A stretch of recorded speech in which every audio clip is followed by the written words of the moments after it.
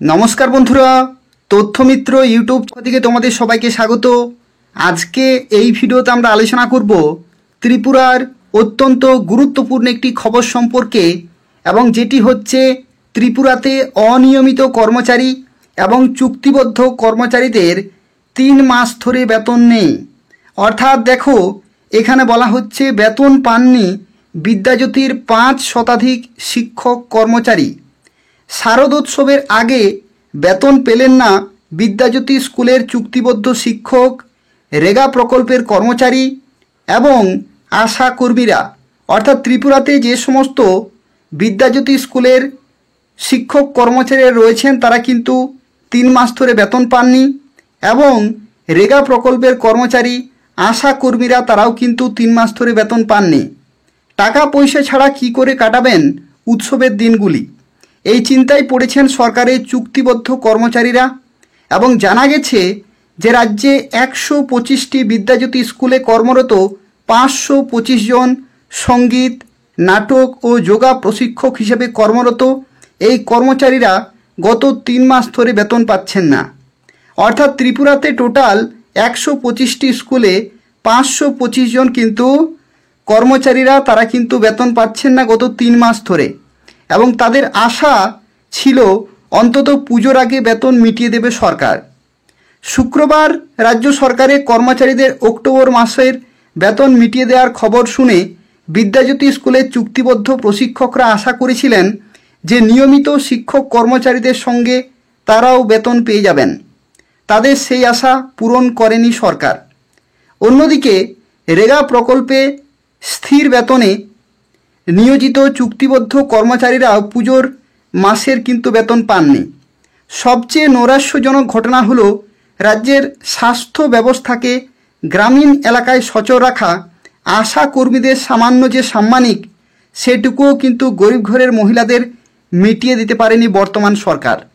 এবং নিজেদের ব্যর্থতা আড়াল করতে স্বাস্থ্য দপ্তরের একাংশ আধিকারিক কেন্দ্রীয় সরকারের ঘাড়ে দোষ চাপিয়ে দিচ্ছেন। তাদের বক্তব্য, নতুন করে স্পর্শ নামক একটি নতুন পোর্টাল চালু করায় আশা কর্মীদের সামান্য সাম্মানিকটুকুও মিটিয়ে দেওয়া সম্ভব হয়নি। তো দেখো, এখানে কিন্তু এই খবরটি ত্রিপুরার জন্য অত্যন্ত গুরুত্বপূর্ণ, এবং এটা একটা সিরিয়াস, খুবই গুরুত্বপূর্ণ একটি খবর রয়েছে। তার কারণ হচ্ছে ত্রিপুরাতে যে সমস্ত চুক্তিবদ্ধ ফিক্সড পে অনিয়মিত কর্মচারীরা রয়েছেন তারা কিন্তু দীর্ঘদিন ধরে বেতন পাচ্ছেন না, এবং এই যে পুজোর সময়, সেই সময় প্রত্যেকেরই কিন্তু টাকার প্রয়োজন হয়, অথচ তাদের যে প্রাপ্য টাকা সেটা কিন্তু তারা ঠিক সময়ে পেলেন না। অথচ প্রত্যেকটি সরকারি কর্মচারী তারা কিন্তু ঠিক সময়ে তাদের বেতন পেয়ে গেছেন। কিন্তু এই সমস্ত যে বিদ্যাজ্যোতির শিক্ষক কর্মচারী রয়েছেন, রেগা প্রকল্পের কর্মচারী রয়েছেন, এমনকি গুরুত্বপূর্ণ যে পদ আশা কর্মী, তারাও কিন্তু ঠিক সময়ে তাদের প্রাপ্য যে বেতন বা যে ভাতা সেটা কিন্তু তারা পাচ্ছে না। গত 3 মাস ধরে তাদের কিন্তু বেতন পাচ্ছে না। তো সেক্ষেত্রে এটা কিন্তু ত্রিপুরার জন্য খুবই একটা খারাপ খবর রয়েছে, এবং সরকার কাছে আমাদের প্রত্যেকেরই কিন্তু অনুরোধ থাকবে যাতে খুব তাড়াতাড়ি এই সমস্ত কর্মচারীদের বেতন দেওয়া হয়, তার জন্য কিন্তু সুব্যবস্থা করা হোক, যাতে প্রত্যেকটি পরিবারের উৎসবের দিনগুলি ভালোভাবে কাটায়। তো দেখো, এই যে গুরুত্বপূর্ণ খবর এটা কিন্তু প্রকাশিত হয়েছে, এবং এটা সত্যি প্রবলেম রয়েছে ত্রিপুরার জন্য। তার কারণ হচ্ছে তারা দীর্ঘদিন ধরে কাজ করেছে গত 3 মাস ধরে, কিন্তু এখনও পর্যন্ত তাদের যে প্রাপ্য টাকা সেটা কিন্তু তারা পাচ্ছে না। কাজ করে যেহেতু তারা প্রাপ্য টাকা পাচ্ছে না, তো সেই ক্ষেত্রে প্রত্যেকটা চুক্তিবদ্ধ অনিয়মিত এবং ফিক্সড পে কর্মীরা তারা কিন্তু অখুশি রয়েছেন।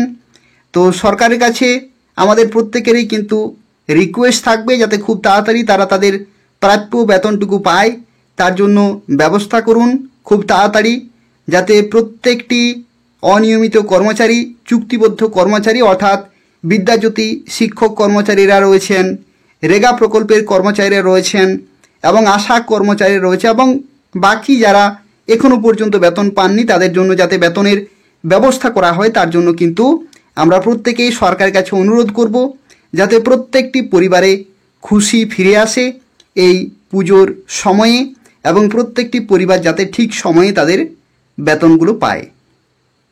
ধন্যবাদ।